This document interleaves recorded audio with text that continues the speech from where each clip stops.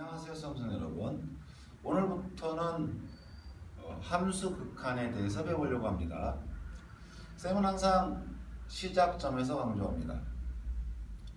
그 주어진 단원의 개념 구조가 무엇인지를 알고 나서 그 개념들 중에 시험에 잘 나오는 개념을 중심으로 한 문제를 살펴보는 것이 맞는 겁니다. 다시 얘기해서 어떠한 개념을 중심으로 한 문제 유형이 시험 출제가 많이 된다 하더라도 그러면 그 개념은 전체 단원 속에서 어떠한 위치에 있는 건지를 이해해야만, 그래야만 그 개념을 보다 정확히 이해할 수 있게 되는 겁니다.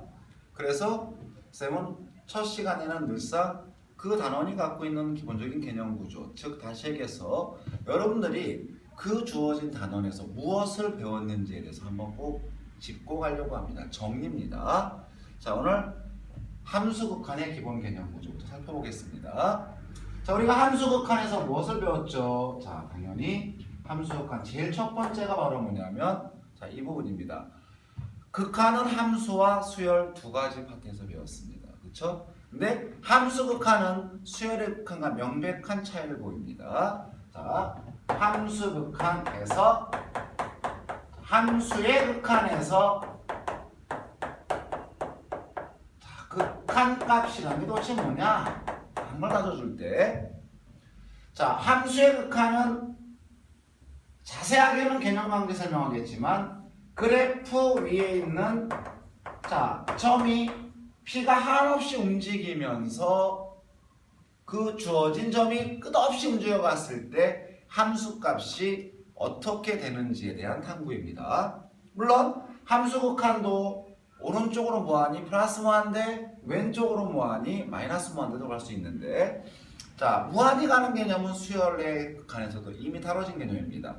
수열의 극한과 함수 극한의 가장 큰 차이는 바로 이 부분이죠. 자, 함수의 극한은 어느 한 점을 향해서 무한히 가는 무한소의 개념을 중심으로 하고 있다는 얘기입니다. 그런데 자, 리미트 x가 한없이 a로 갑니다. a의 x좌표를 a라고 하면 동점 P의 x좌표를 x라고 했을 때 P가 한없이 a로 간다는 얘기는 P의 x좌표는 한없이 a로 간다는 얘기죠. 자, 주어진 x가 a로 갈 때 함수값이 어떻게 될까라고 하는 개념이 함수극한의 핵심인데, 자, 여기에서 x가 a로 가는 방향의 문제가 생기는 겁니다. 방향이. 그렇죠? 자, x가 a로 갈 때 접근의 방향은 당연히 좌극한과 우극한 두 가지가 나눠집니다. 그렇죠? 그래서 이 좌극한을 중심으로 해서 좌쪽으로 접근했을 때와 우측으로 접근했을 때 좌극한 값, 우극한 값 서로 일치하느냐라는 문제가 함수 배상의 중요한 개념이고요. 자, 두 번째 부분이 바로 뭐냐면 극한 값 계산 포인트입니다. 이 부분은 개별적인 주제별 가서 더 많이 강조하겠지만 극한 값 계산을 어디서 할 거냐라고 하는 개념도 굉장히 중요한 개념입니다. 그래서 요와 관련된 개념을 우리가 첫 번째 볼 수 있는 거고요.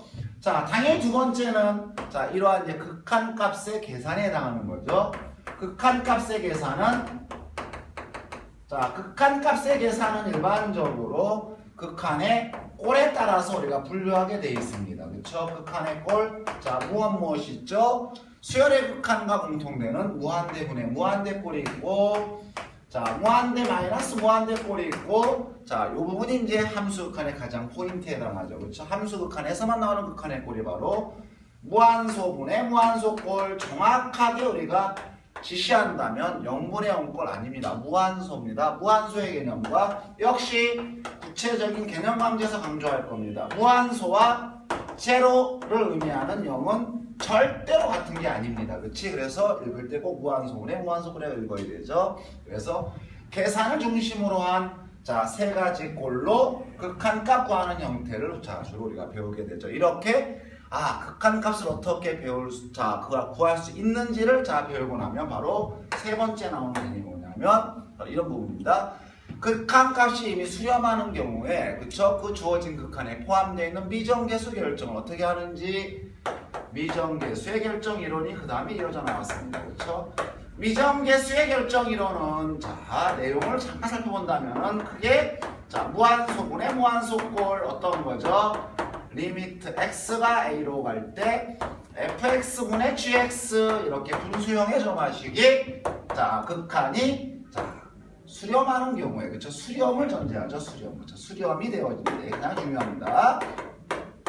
자 계산과 다른 거는 계산은 이 값을 구하지만 얘는 문자로 표현되어 있다 하더라도 이미 발산하는 경우는 제외한 상태에서 수렴하죠. 이 상태에서 분모가 0으로 가면 그쵸 FA가 0으로 간다면 그러면 자 나오는 내용이죠. 분자도 0으로 가야 한다. 즉 다시 얘기해서 원래 이 주어진 극한이 무슨 꼴이었다? 무한소분의 무한소꼴이었다라는 기반으로 해서 자 분자가 0으로 간다는 조건 하나 얻게 되고 그 다음에 중요한 조건이 뭡니까?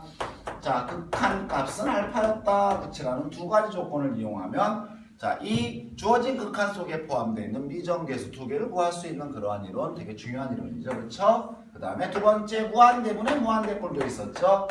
자, 대개 무한대 무한의 무한대꼴은 자, 미지의 다항식이 주어져 있을 때 이놈의 자, 차수와 최고차 계수를 이용하여 자, 구할 수 있는 그러한 꼴이죠. 원래 무한대분의 무한대는 자, 분모 분자가 다항식일 때 형성되는 꼴이죠. 그쵸? 그런 경우에 0 아닌 값 수렴한다는 건 차수가 같다. 그 다음에 극한 값은 최고차 계수이라는 사실에 근거하는 겁니다. 그쵸? 역시 중요한 주제였습니다.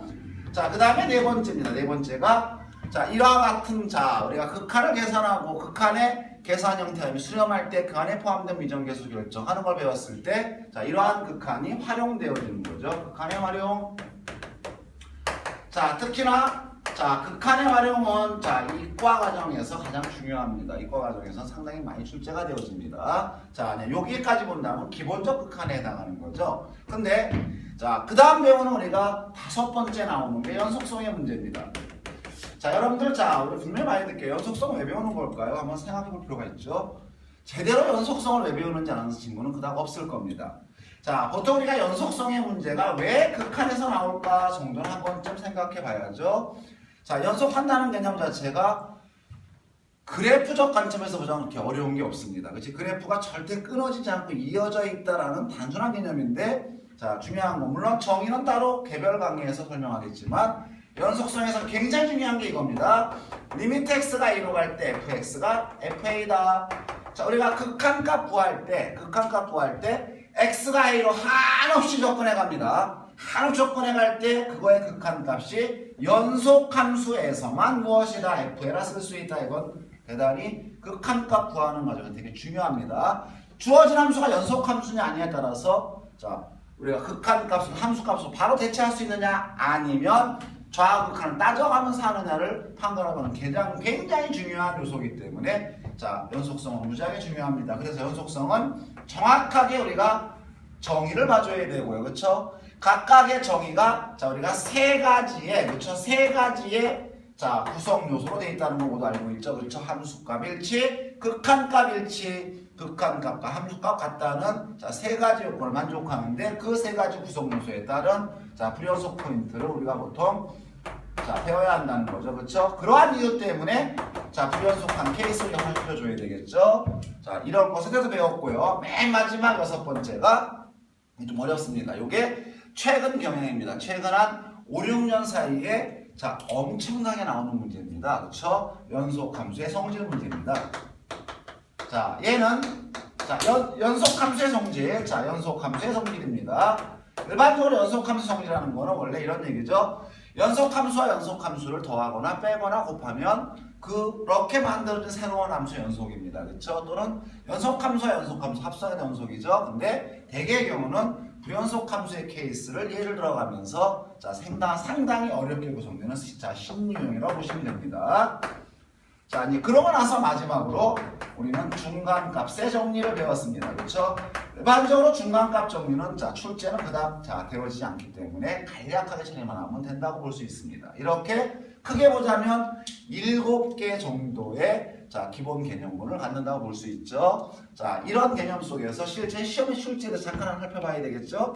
자, 물론 가장 수월하게 보자면 여러분들 일단 극한값 계산 문제 자, 역시 70%에서 100%의 출제 확률 보여줍니다. 그쵸? 대개 3번 문항 아니면 자 22번 문항에서 가장 많이 출제되는 거라 볼 수 있죠. 되게 2점에서 내고자 하면 3번, 3점으로 내고자 하면 22번으로 출제됩니다. 굉장히 많이 나오죠.